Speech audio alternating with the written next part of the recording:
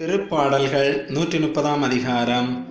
ஆண்டவரே, ஆழ்ந்த துயரத்தில் இருக்கும் நான் உம்மை நோக்கி மன்றாடுகிறேன். ஆண்டவரே, என் மன்றாட்டுக்கு செவி சாய்த்தருளும். என் விண்ணப்ப குரலை உம்முடைய செவிகள் கவனத்துடன் கேட்கட்டும். ஆண்டவரே, நீர் எம் குற்றங்களை மனத்தில் கொண்டிருந்தால் யார்தான் நிலைத்து நிற்க முடியும்? நீரோ மன்னிப்பு அளிப்பவர், மனிதரும் உமக்கு அஞ்சி நடப்பர். ஆண்டவருக்காக ஆவலுடன் நான் காத்திருக்கின்றேன்.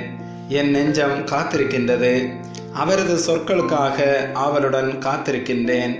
விடியலுக்காய் காத்திருக்கும் காவலரை விட, விடியலுக்காய் காத்திருக்கும் காவலரை விட என் நெஞ்சம் என் தலைவருக்காய் ஆவலுடன் காத்திருக்கின்றது.